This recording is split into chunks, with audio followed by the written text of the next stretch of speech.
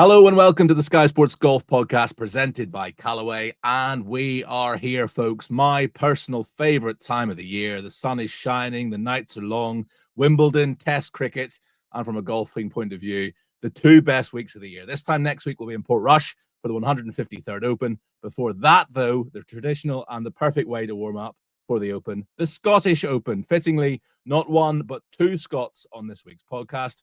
First, a big hello to the Scottish boys amateur champion of 1987, our very own Andrew Coltart. I've dated you there, Colty. Yeah, you have. Yeah, thanks very much. Yeah, different century, that. Yeah, it literally was, yeah. And a winner on the tour this season. Just a few weeks ago, in fact, his maiden win of the DP World Tour at the KLM Open. Hello to Connor Syme. How are you doing? Yeah, very well, very well. You remember that 87 boys amateur well, do you, Connor? No? No, You've heard stories about it. You won that. His father played. Yeah, my dad would have been there. You won that in 87. Wow, that is impressive, mate. That's a long time ago, though. That's a long time ago. That was a long. Do you know what? We did actually have colour TV in those days. Impressive winning it at the age of 5, Colty. You must have been some player. Listen, Connor. Yeah. We're going to get all into your win in Holland and obviously have a look ahead to events this week at Renaissance. But we're going to start with a very quick look back at events around the world of golf over this last week at the BMW International Open in Munich. An incredibly emotional win for Dan Brown, the biggest win of his career. The only other win before this had come in the ISPS Handa World Invitational at Galgorm Castle. Many of you will remember him being the first round leader and right in the mix throughout the Open Championship at Troon a year ago. But it was an emotional one for him because he'd lost a good friend just a week earlier, and that emotion came pouring out after his winning putt. Your second win on the European Tour came on a dramatic afternoon with a total of 22 under par. Just what does this victory mean to you? Yeah, a lot. The first one didn't really sink in, but that one sort of straight away hit me. Obviously, lost a friend at home last weekend. It's okay, take a moment. Extremely emotional, understandable.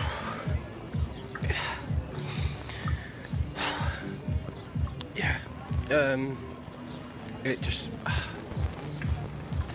I don't know what to say, really. But yeah, it's for him. You've told us all week you've been battling your emotions. Were you playing for him today, motivated by his memory to win, or were you trying to block it out? Yeah, I kept... The last 2 days, I just kept... I don't know, thinking about him to try and take my mind off it, but obviously try not to get too emotional in the process. But yeah, I'm not too sure really what happened today. All day really, it's sort of like an out of body experience. Obviously the nerves, and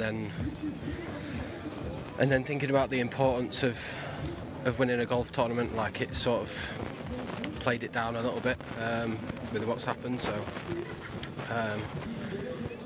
yeah, I suppose he was there with me, and it made it a little bit easier.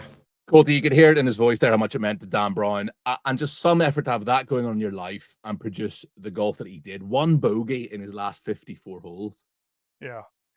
Yeah, Jamie. I mean, I can't imagine. I mean, it's a devastating time for his, for the friends, family, everybody that knew that individual, and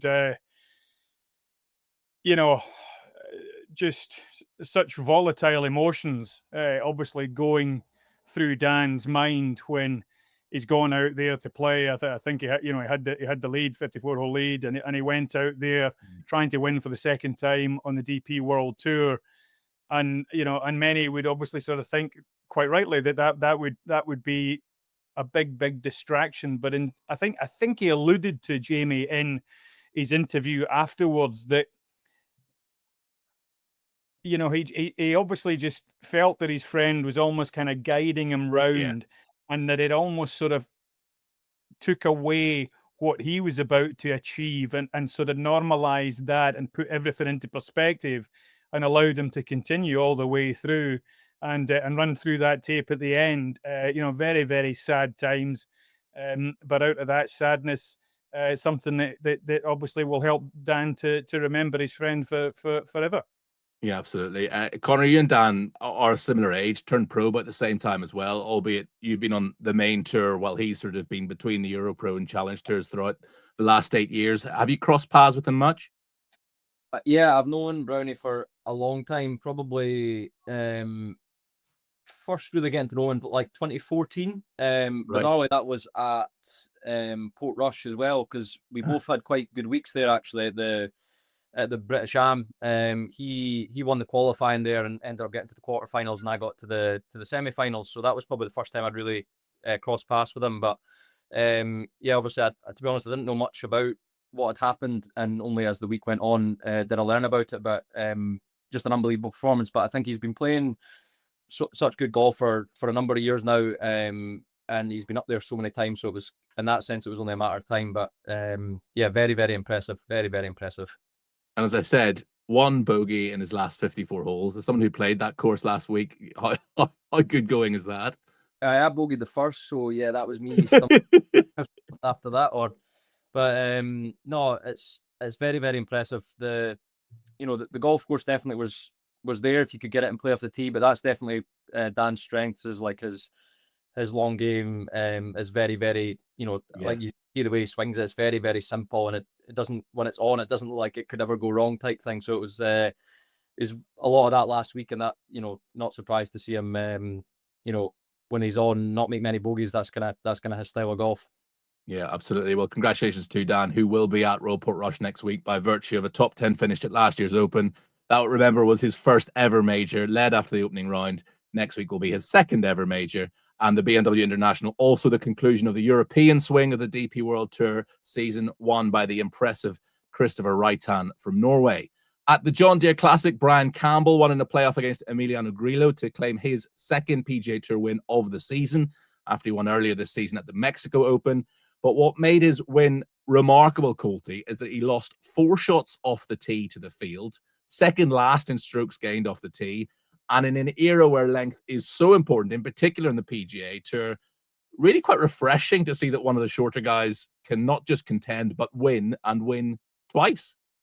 Well, it's almost unheard of, isn't it, Jamie? Particularly with the modern requirements that are set up in front of the players nowadays. Yeah, he's won twice now. He's won more times than Justin Thomas, Collin Morikawa, and Xander Schauffele this year combined. When you think of that's incredible. I don't know how he's done it, really. Obviously, managed his game incredibly well, didn't suffer, really put himself under duress. He must have had an awful lot of fairways to open up some of the greens and get himself in position, then just allow the rest of his game to do the business. But that's Jim Furyk-esque. That's Mike Weir-esque. There's very few players out there that are capable of winning when they're that, I think a word I could maybe sort of use and get away with is sort of depleted off the tee. There is absolutely no weapon that he possesses off the tee, both sort of distance and accuracy.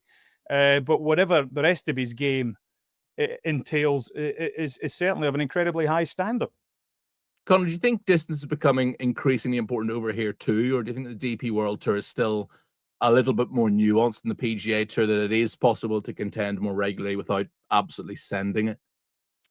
The only experience I've had of playing over in the States to this point, anyways, is the US Open, and that was when Bryson won in 2020, I think that was, and it was obviously a case that he was just sending it absolutely miles. But I think that it was quite unique in the sense where the fairways were very firm. Everyone was kind of hitting in the rough, so there was really no advantage to, you couldn't really hit the fairways, if that makes sense. Like they were still running through, so it made sense for the bigger hitters to end up in the rough, obviously less club into the greens, and at least had a chance of controlling it. But I don't know, we play a lot of unique courses. I didn't play in Italy, but I think it was like 6,800 yards. I don't know, and it's obviously very tight. Off the top of my head, courses like Nedbank and stuff like that. It's there's probably a mix, but I think even over here, to be honest, distance is becoming is so important. I think as across global golf, if you're finding fairways or certainly somewhat in the region and hitting it as far as some of the guys are hitting it, it's such a massive advantage. Obviously, so there's obviously many ways to do it. Thankfully, we don't. Well, obviously, there's ways and means of measuring it nowadays, but it's not. I think it still comes down to getting the ball in the hole as quickly as possible, and that you don't get less shots because you hit it further. You know, you've still got to then hit it onto the green and make the putt. We all know what it's like. You play with guys that hole putts from everywhere, and you feel like you're hitting it close, and if you miss your 5-footer, it's just not given. You know what I mean? If you make a 20-footer, it counts. You know, just as much. So there's many ways to do it, and obviously this is a circumstance definitely in the States where he's shown that it's possible doing it another way. Yeah, absolutely. Another thing to come out of the John Deere, Colty, a much more positive week for Max Homa. Been a terrible year for him, fallen to 98th in the world rankings. And this was a guy who was in discussions when it came to majors, probably the standout US player from the last Ryder Cup. And it just goes to show how fickle this game is, how you think you can have it all figured out and it can all slip between your fingers. Yeah, brutal, particularly when the individual that you're talking about is actually a sort of decent bloke and a decent lad. You know, that's almost kind of tough. You know, the hard-nosed, selfish ones, you know, well, okay, you know, they maybe put themselves in that position, but, you know, for the nice guys, you don't want to see anybody really sort of struggle. And you're spot on, Jamie. That's unfortunately just what can happen. I think that's why a lot of players don't take things for granted. In this game, there's always just something just around the corner that's particularly going to humble you or bring you back down a peg or two. First top 10 in the last 14 months for him. You'd never have said that 12 months ago. And you know, change your clubs at the beginning of the year. I think he went to Cobra. I think at that. I'm not suggesting for 1 second that that's the reason for it, but you know, the combination of maybe a different feel in his hands. He went on his own way in terms of the golf coaching and things like that, and all of a sudden, it's just one or two unusual performances. And the layers of confidence, like a bit of an onion, start to fall off. And goodness me, it can fall quickly and take an awful long time to try and get your game back on track. Yeah, and he's been very transparent, open, talking about it as well. So hopefully, good things around the corner for him. I mean that's one of the great things. He's very, very giving when you do stick a microphone under his nose. Absolutely. Just to say, following the conclusion of both the BMW International and the John Deere, the R&A have announced 6 more players who've earned a spot in next week's Open via the world rankings. Brian Campbell is one of them.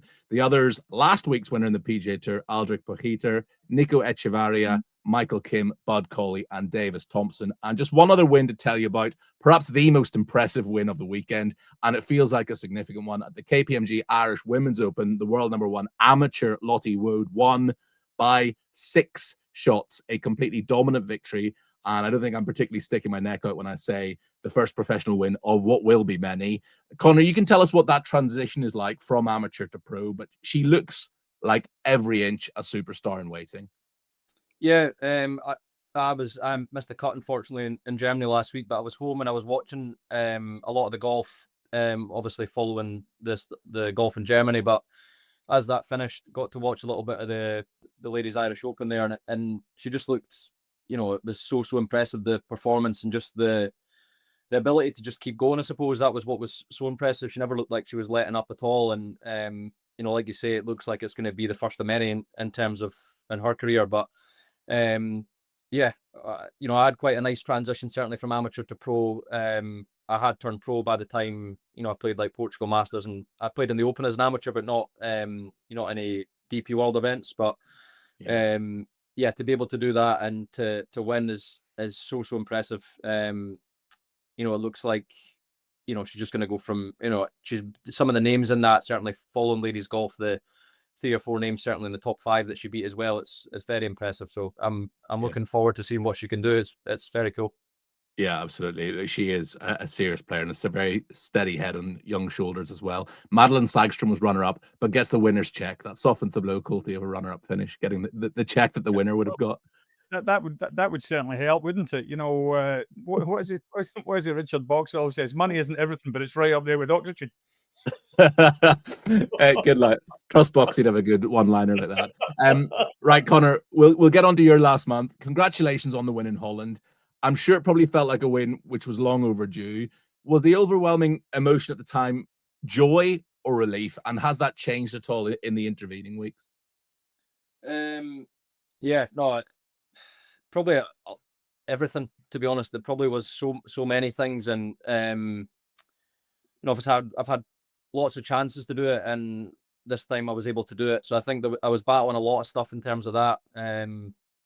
But you know, the actual feeling of getting it done and having hit the golf shots to do it, it's just such an incredible feeling. I'm very, very, very delighted. And yeah, I could definitely get used to that sort of feeling. It was awesome. So good. Does there kind of time at all where you start to wonder where that first win is going to come from? Yeah, because I think certainly from when I first turned pro, you know, I finished second in my first year on tour, but that was like definitely a bit of I was kind of in the final groups, but Mikko Korhonen won by loads of shots. I didn't really feel like I had a chance to win. I think 2020 was my first real opportunity where I had a couple of great chances around Celtic Manor, Valderrama the next week, where I was right in the hunt and didn't get it done. But I remember thinking certainly in that second week, I finished third the first week in Celtic Manor, and the second week I led after rounds 1, 2, and 3, and then into the last round I was leading with like 5 to go, and I was like really confident, and I was like, I'm going to do it, and then had a good shot of 14, which was quite a tricky hole. There's like over a hazard, another hazard on one side, and I hit driver up over the corner, perfect tee shot, and I was like, I was almost thinking ahead so much though, because I was and I felt like I was going to win. So I remember I spun it back down the slope and I 3-putted, and I was like, oh, that wasn't supposed to happen. You know, I mean, that wasn't really supposed to happen. I drove the next, and then I 3-putted that, and then I went bogey par double or something, and I totally like lost the tournament like so quickly. So I was thinking a lot about that, because obviously in that sense I was very aware that like how quickly things could change. So to say like from that feeling where I felt like I was definitely going to win at that point, when that was, you know, start 40, 50, 60, whatever it was, to then as the events go by, you do start doubting yourself. Obviously, I think it's like, you know, starting to think like, does it sound right? First win in the 180th start. Obviously, you see stories from that all around the world, but as it goes on, it obviously feels like it becomes harder because it becomes more of a big thing. So I think with all that, and you know, the manner of how I ended up being able to do it was just so pleasing, because it wasn't none of it was really handed to me, I suppose, throughout the tournament. Like I didn't backdoor it. I didn't, you know, I went out and I had the lead for the last like 26 holes. So I think that's probably most pleasing, that I was able to handle all that with all that other stuff alongside it, and was able to kind of play the way I did. It was and with the weather, to be fair as well, it was so much stuff against it, but it was really pleasing. I'm probably going to nick one of Weirsy's questions, but about 20 years ago, Connor, there was a really good English troupe of golfers that came out together and inspired one another. We also saw it with the Swedes. More recently, some of the French players, and now the Danes. You know, there's a really good group of Scottish lads. You all know one another very, very well. How much has that sort of been part of this new sort of explosion of Scottish golf through the ranks into the winners' circles and beyond on the DP World Tour? Yeah, I think, you know, there was a big lull, wasn't there, really? There was a number of years where nobody really got out from, you know, all of us certainly on tour now have all come through the Scottish golf program one way or another. Probably some went to the States and came in a bit later, but yeah, it's just brilliant. I think all of us were teammates.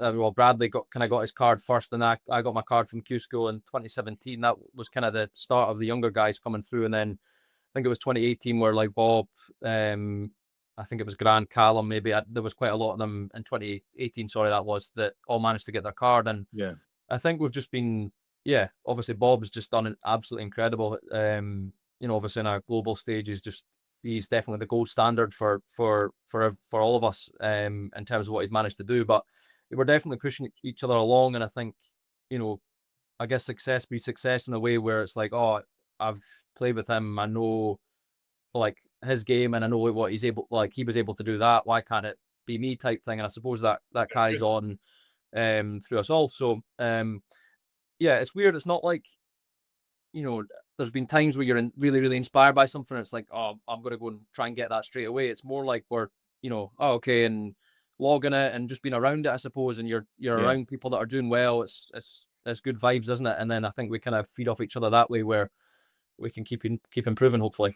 Just on that, I just wanted to say, because I think that's great, Connor, because I think inherently a lot of Scottish people, Scottish golfers, try to play things down almost too much. I'm certainly not trying to put words in your head. You know, you'll know where you want to go. You'll know how high you think you can go. And like you just said there about, you know, with Bob over there winning America and stuff like that, you know, I would have thought that's exactly the kind of thing you are thinking, and you're in there. That's your mindset. You want to go over there, play both tours, go over there, maybe try get a chance to try and assert yourself, take the opportunities that they're presented with yourself, and aim that high, rather than maybe what a lot of Scottish people do is just sort of go, yeah, I'm doing okay type thing. Yeah, you know, obviously there's such a long way to go to be able to get anywhere near what Bob's done, and you know, might never achieve it, but it's definitely the goal is to try and do that, to try and get over to America, to try and play in these brilliant tournaments. Obviously I've played in a few majors, and the Scottish Open kind of is feeling like that a little bit now as well in terms of its stature in the game. But yeah, it's exciting. Like, obviously I'm very happy to have won. I think that was definitely a step in my career that I needed to take. I mean, like you're saying, I've got goals, like certainly between me and my team about what I'm trying to achieve, and it probably didn't feel like, you know, I've got all this other stuff, but it probably wasn't achievable without winning. Ultimately, you can only go so far probably without doing that, and that's definitely a big step in the right direction for me in that sense. But yeah, I think it's just really cool to see that. You know, obviously I've played golf. A lot of guys that I've done, you know, I've obviously played that much. I played in the Walker Cup against Scheffler, but guys like Hovland, some of the other European guys that we played with loads. I think it's really cool to see that transition and them able to do that at the very top end of golf. But obviously with Bob, with it being Scottish, he's just doing so well. And I think, you know, having watched the US Open, it was just like he looked like the guy that was going to win that golf tournament. You know what I mean? It's brilliant to see. And you know, obviously there's, you know, got to start by getting into the tournaments more regularly, but that's definitely where I want to try and get to for sure. It's a real goal, absolutely. Yeah. Connor, can I just say, it wasn't any old tournament you won either. The Dutch Open is a big tournament, over a century old, and some of the names to have won it, especially back in the sort of 80s and 90s. Have you taken the time to look at some of the other names engraved on that trophy that now has Connor Syme on it as well? Yeah. Do you know what? I've only had the trophy for about an hour, and then now it's left in Holland, which is a nightmare. I thought I would have at least got to go home, because I think I was going to see somebody back home. I was like, bring the trophy. I'm like, I didn't get to take it back. I'm sorry. But no, like, obviously I think, well, Seve is the kind of standout name that you see on it. It's just so cool to have, you know, my name on a trophy that he's got his name on is awesome. Obviously Montgomery, and I think I was one of 6 Scottish winners of that tournament, which is really cool. But like you say, really old tournament, loads of history. Like, I love golf. Like, I've always I love the history of golf, and that was definitely something where the satisfaction of winning a golf tournament like that, it makes it even sweeter, you know, makes it sweeter. And I have to ask, did you know that Alanis was there? Do you know that she'd flown in? Because you looked completely surprised on the 18th green. No, that I think I did swear, but it was ads. Like, it was all. Do you know what? Because like normally we would have a chat, like as in obviously I'd finish on Saturday, but we finished at like 9:45 at night or something like that, and then we went in, and obviously I had some media to do and stuff after my round, and I'm like, the tea times were between 8 and 10 the next day, so really not much time to like between finishing and then starting the next day, so it wasn't really a discussion we'd had. Say I'd finished at like 4, I'd be like, oh, it's only an hour flight, or you want to come back out? So unbeknownst to me, she was having chats with like my management, and like we share a credit card, obviously, and I would normally have got the notification to be like, oh, KLM flight booked. I'm like, so I would know, but she went behind my back a wee bit further again, and management booked it, so again I didn't get the notification. So that military operation, like, she came into the hotel, waited there. She didn't want to come up to the course because obviously with the weather they were worried that we were going to come off, so she didn't come up in case I was, you know, I had to come back in at the players' lounge. I was like, what are you doing here? She just didn't want to like disturb my mojo, if you like. And yeah, so the first time I did see her legit was when I turned around and saw her on the 18th, because I was worried. I did think with the tee times, like maybe Ewan or Rich might be there at the side of the green. Like, you know, so I even then I didn't want to look over, so in case I like lost my focus for even a split second. So obviously I might have seen her at that point, but yeah, shook the hands. I think I didn't actually shake one of our caddies' hands because everything just happened so quickly. But yeah, when I turned around, I was like, what's this wee small brunette girl right in front of my face for? And I was like, oh, it's my wife. And yeah, so that was all very genuine, mental. But it was nice. Like, I think that almost made it sweeter, all that sort of thing where I didn't know she was going to be there, and like the photos and stuff from that is really, really cool. So yeah, it was nice. And just a final one as well. What does it sort of, you kind of touched upon this, and what does it do for you going forward? Not just the exemption it brings, the confidence it gives you when you're in that position again. And, you were talking to Colty about the fact that the aim is to get to the States. I think you're sort of 20th now on the list of those PGA Tour cards, and obviously the top 10 get them. Is that the goal for the rest of the season? Yeah, I mean, it's definitely the goal, probably at the start of every year, certainly since they've had them available, is to trying to get in a position to try and do it. Obviously, the win gives me a platform to build on, I suppose, and trying to do it. There's still so many brilliant tournaments and massive point shifts and stuff to take, but obviously puts me in a good position to try and do that if I can kind of build on it. But yeah, it's just that's definitely the goal, is to try and end up over there, and hopefully I can play well enough over the remainder of the year. But I think when I think back a lot to how I did well in Holland was trying not to get too far ahead of myself, and that's certainly something that I'm gonna, like, it was a talking to, but like, golf still as hard as it was before I won. You come back and it's like not all of a sudden you're just flushing everything at the pins. You've obviously got more confidence, but you're still going to have your tendencies. You still have stuff I'm working on that I'm going to keep continuing to work on and try and get better at. But I've got a good blueprint. I've got stuff that I'm working on with my team that's not going to change just because of that. And hopefully, I can kind of build on it really. And like you say, the confidence from that, when I get into that position again, it's not hopeful anymore. You know what I mean? I've got the evidence that I did do it, and I hit the golf shots to win, and I can definitely rely on that when I'm back there in the future. Hopefully sooner rather than later. Absolutely, onwards and upwards. Look, we're going to take a quick break there. When we come back, we'll be looking ahead to a huge week for all the top players as they look to fine tune their games ahead of the Open, and a particularly big week for all those like Connor playing in their home Open. We'll see you in a bit. Welcome back to the Sky Sports Golf Podcast presented by Callaway. Andrew Coltart and Connor Syme are still both with me. The perfect duo to have a look ahead to the Scottish Open starting on Thursday at the Renaissance Club this week. I will start with you, Connor. How much do you look forward to this week?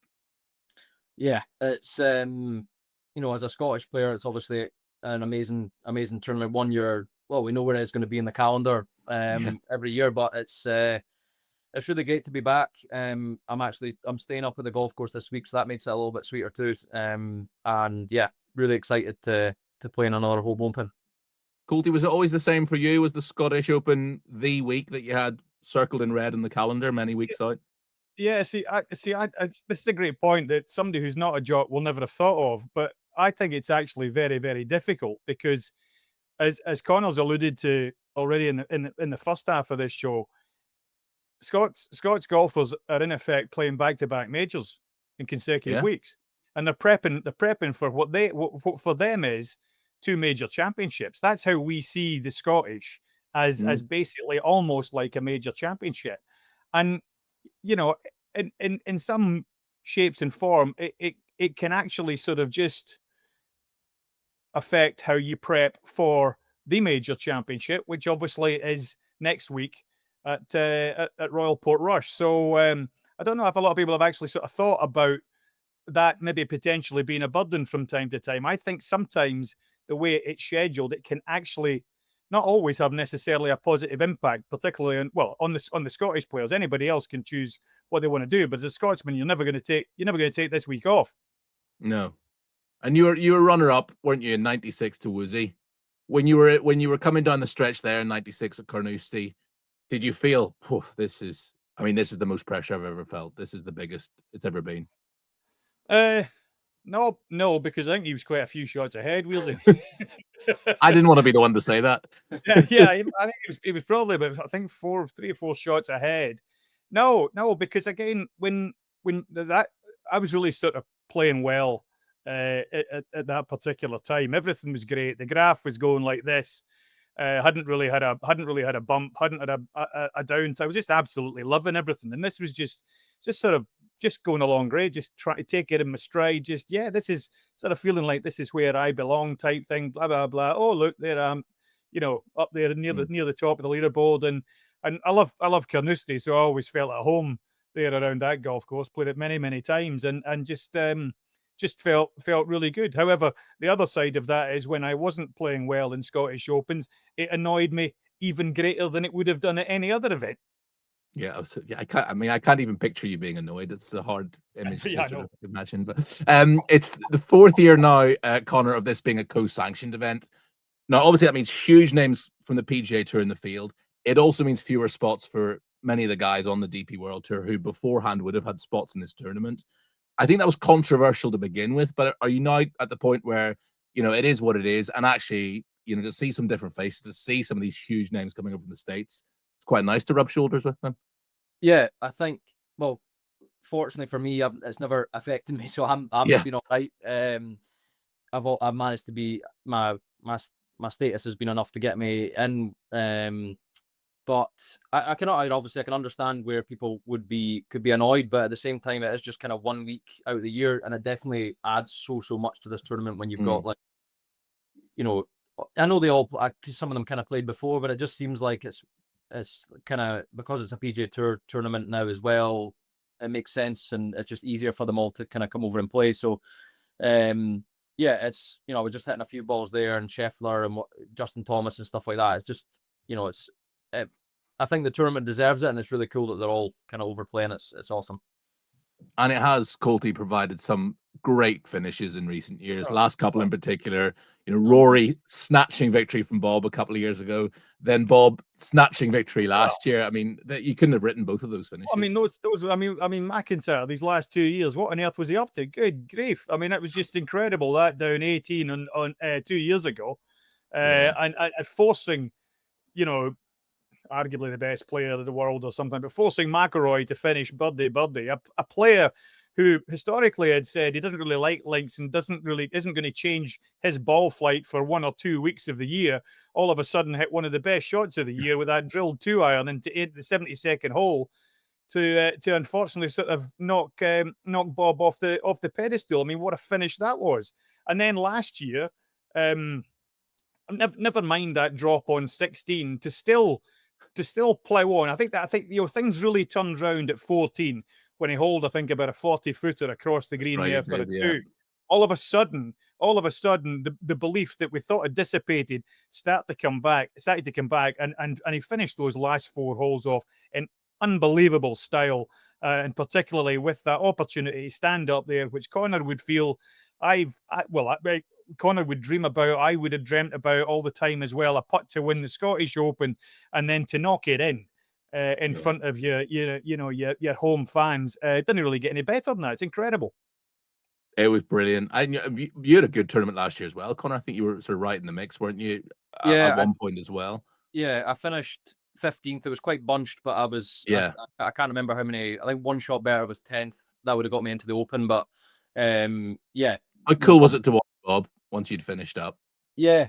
Well, he's basically has won it the last 2 years. I can't believe he did not win it the year before. You know what I mean? It was like, how Rory birdied those 2 holes, because the wind was absolutely pumping to not win it, and then to come back the next year and do it is just awesome. But his chat all week was so positive, and it was almost like, I'm going to do it before he did it, and then he ended up going over and delivering it. It was very, very impressive. Like you say, Andy, the way he finished the last 5 or 6 holes, whatever it was, to do it was just unreal. Such good golf. The guy's got some serious stones.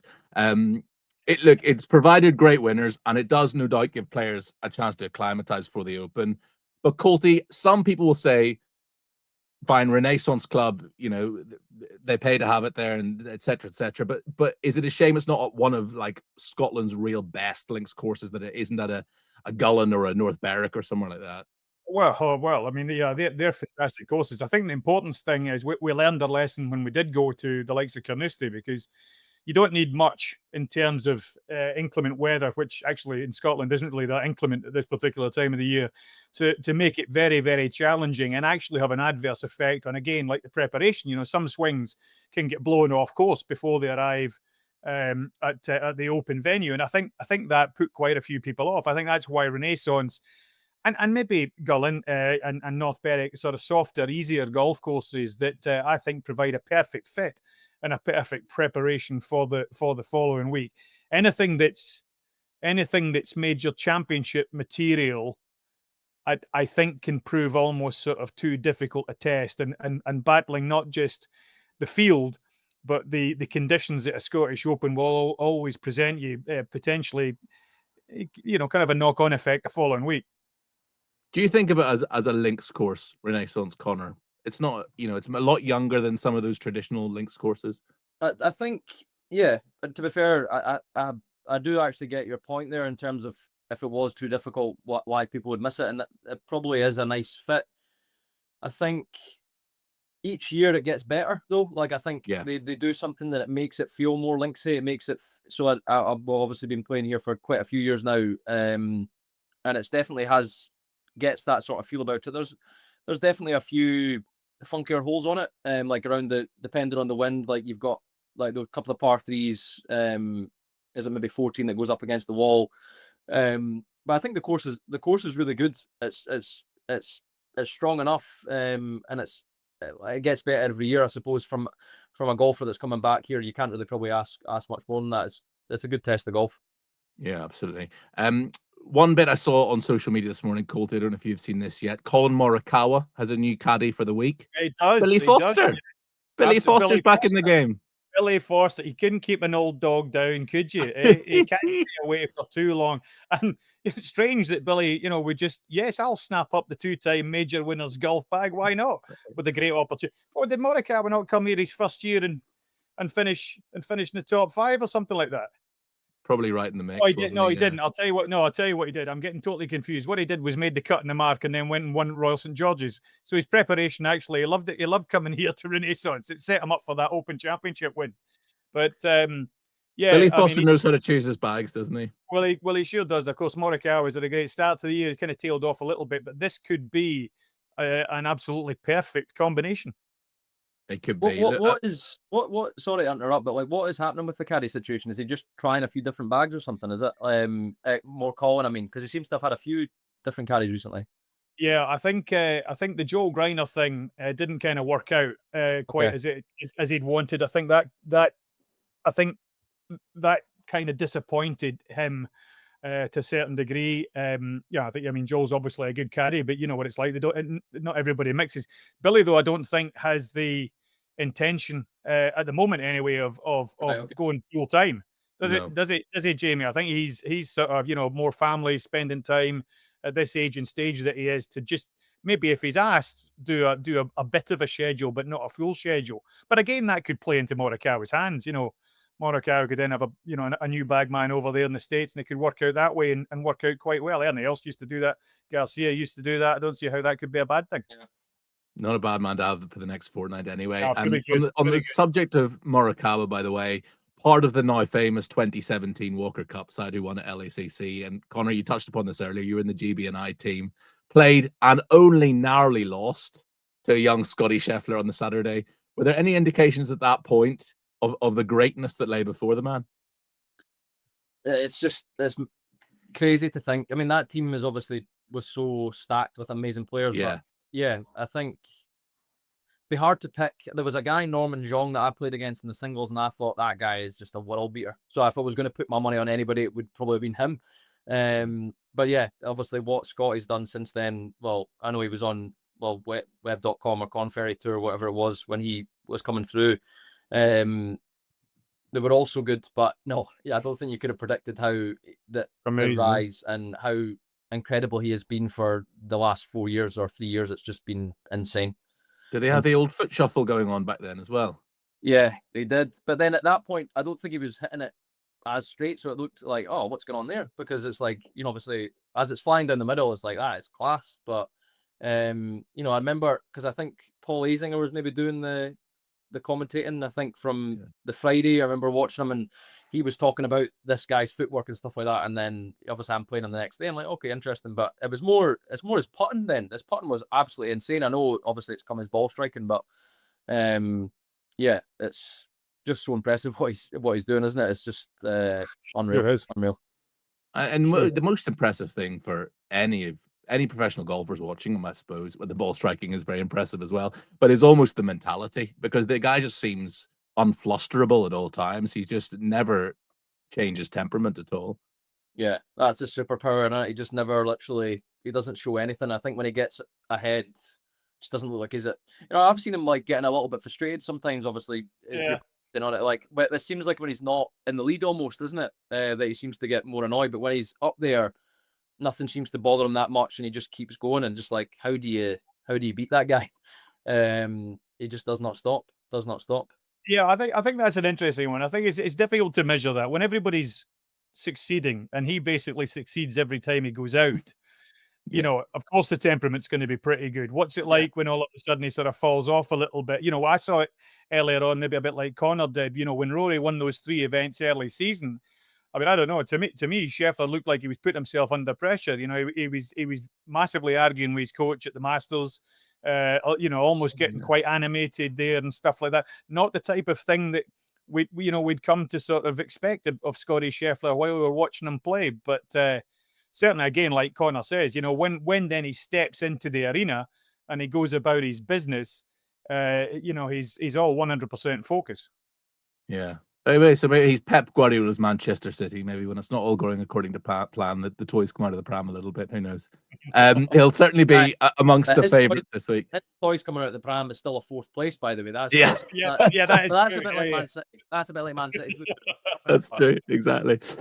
Just stay there a bit, gents, because I'm going to welcome another guest onto the pod now, and this is to discuss a hugely important subject. A fair few listeners to the pod will also follow me on Instagram, so may be aware of this, but I was playing golf last Thursday with 3 pals at the Addington in South London. Stunning course. We were chatting away, walking up to the 4th green, when suddenly one of our group collapsed, went into cardiac arrest, and stopped breathing. We immediately got him onto his back and started CPR on him, while the utterly amazing golf club staff, I have to say, were on the green within 3 minutes with a defibrillator on him. The emergency services weren't far behind, and together we managed to save his life. One of our group was Charlie Edinburgh, son of the late Justin, an FA Cup winner with Spurs in 1991, so one of my boyhood heroes, and he joins the pod now. Charlie, we've all had a bit of time to reflect on last Thursday, and the swiftness of everyone involved is what saved Big John. Absolutely. Time is of the essence in that situation. From the moment somebody goes into cardiac arrest, that clock is ticking, and you know, statistics show in this country 1 in 10 chance of surviving an out of hospital cardiac arrest. So it just goes to show the importance of the work that we all come together to deliver last Thursday, because John's outcome is what we're striving for more of, and that's only going to come with, you know, immediate action, early recognition, and starting effective CPR, and then getting that defibrillator onto the person suffering the trauma. Tell listeners about the foundation in your dad's name and the work that you do. Yeah, so we, as a family, came together when we tragically lost Dad back in June of 2019 to a sudden cardiac arrest. And we felt, 1, he was too good of a guy to be forgotten about, but 2, we could use his platform of football that he was involved with to really drive a message and make sure that no other family had to go through what we'd experienced as a family. And obviously with Dad suffering a cardiac arrest whilst training in a gym with my mum there, we decided, right, let's get our heads together. How can we make sure that doesn't happen? So we've been splitting the work between 3 core sort of area groups. So donation of defibrillators, we're getting those into places that perhaps can't afford them, would like one. So community centres, local grassroots sports clubs, that type of area we sort of really touch on. We obviously deliver CPR and defibrillator training on a daily basis up and down the country. So again, whether that's local businesses, schools, sports clubs, you name it, we just want to give people the confidence and the competence to be able to act as we did last Thursday and have more outcomes like that. But we obviously came together, Jamie, after Thursday, and it's all we've been speaking about since, and it's continuing to drive this message that we're really looking to hammer home, and that's to implement a law change. We want to get a law in place called Justin's Law, where it would be a legal requirement for all UK health and sports facilities to have defibrillators on their premises before they can open their doors for business. So that's what we're striving towards. And I'm sure, as you have done, and listeners of the pod, please do take the time just to sign the petition. If we can get to 100,000 signatures, then it gets the conversation started with the relevant people that it needs to. But we really, really feel, and I think, you know, the incident last week is just another sort of realization of this is happening on a daily basis. It takes no prisoners. It doesn't matter your age, your race, how fit, how unfit you are, your gender. This can happen to anybody at any given time. So the importance of what we're looking to do couldn't be more prominent at the moment. And so many of the listeners to this pod, obviously, Charlie, will be golfers themselves. And so important that golf courses have at least one defibrillator. I mean, ideally a few dotted around the course, but at least one. We were so lucky last Thursday. We were 100 yards from the clubhouse when it happened. Yeah, absolutely. I think, look, there's evidence that actually shows, my dad's cardiologist, an amazing guy called Dr. Thomas Keeble, he was telling me that there's some information that would suggest we should have defibrillators every sort of 500 to 800 meters. Now, that's obviously not a realistic thing because of the cost that's associated to them. But when we talk about golf courses, absolutely. If you're out, depending on your course, as we said on Thursday, Jamie, we could have been in a lot worse situation because we were just lucky where we were in terms of the location of the course. But absolutely, golf courses, if you're listening now and you're a member of a course and you don't have a defibrillator, please reach out to us. Reach out to the JE3 Foundation. We would be that this is what we're in existence for. We need you. We want you to have this equipment on site because this is happening all the time. And it truly is a lifesaver. That piece of equipment there has saved that gentleman's life last Thursday. There's no two ways about it. It was amazing how we dealt with it all. Early recognition, early CPR, you know, emergency service on the way, but CPR only buys you some time. The defib is the life-saving bit of equipment that's going to shock that heart, get it back into a normal rhythm, and then have an outcome like that, hopefully. And as you said, Charlie, it takes no time at all to click on the link and sign that petition. It also takes hardly any time at all to learn CPR. The number of text messages I've had since last Thursday, oh my God, mate, that sounds traumatic, blah, blah, blah. I've always been meaning to learn CPR. I've just never got around to it. It takes no time to do it at all. And it should be something, I think, that is compulsory in all schools, in all workplaces, because you will save someone's life. Yeah, absolutely. I couldn't agree with you more. And for me, you know, this was the third time that I've had to do CPR. Twice before I was unsuccessful. And that's what I don't want to put too much of a downer on it to people. The harsh reality is cardiac arrest is a 1 in 10 chance of surviving because it's unlikely that you do survive.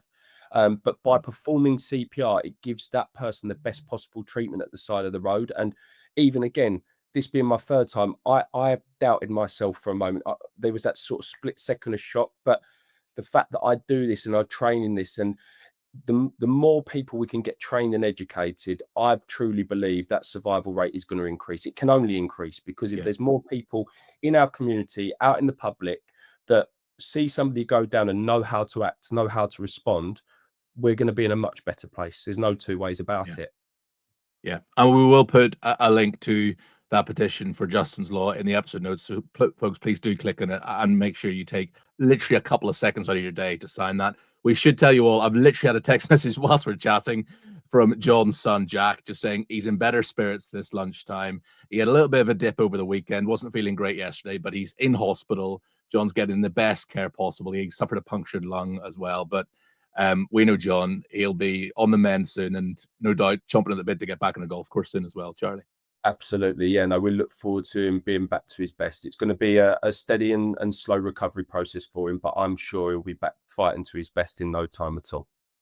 Charlie, pal, thanks so much for your time. I'll let you go. As I said, folks, sign that petition and we'll speak very soon, buddy. Take care. Thanks a lot. Cheers, Jamie. This week on the PGA Tour and on the DP World Tour, of course, as we've discussed at length, it is the Genesis Scottish Open. Bob McIntyre defending the title he won in dramatic fashion last year. It's also the co-sanctioned ISCO Championship at Hurstbourne Country Club in Louisville, Kentucky. So quite a few DP World Tour regulars hopping on a flight across the Atlantic for that one. And it is another major week in the women's game, the Evian Championship in France. We've had two first-time winners in Mao Saigo and Maya Stark so far this season, plus Minjee Lee cementing her place as a modern-day great of the game. So who will be the next major champion after Mao, Maya, and Minjee? Anyone with the name starting with M must fancy their chances in France this week. But that about does us. A huge thank you to Andrew Coltart. Thank you, Colty. Welcome, pleasure. Looking forward to this week. Oh, yeah, can't wait. It's going to be great. By the way, it's now raining outside. See ya, 4 seasons in a day. A huge thank you to Connor Syme as well. Connor, have the best of weeks. And if we don't speak to you before the rest of the year as well, just best of luck for the rest of the season. We were so chuffed to see you break through in Holland. No, thanks so much. Guys, much appreciated. Yeah, have a great week, Connor, and all the best for the season, mate. Thank you very much. If you've liked what you've heard or watched today, make sure to give us a follow on Apple or Spotify, wherever you get your pods. While there, please leave us a review. Let us know what you think of the show. Thank you again to Callaway for sponsoring the podcast. Thank you again for your time.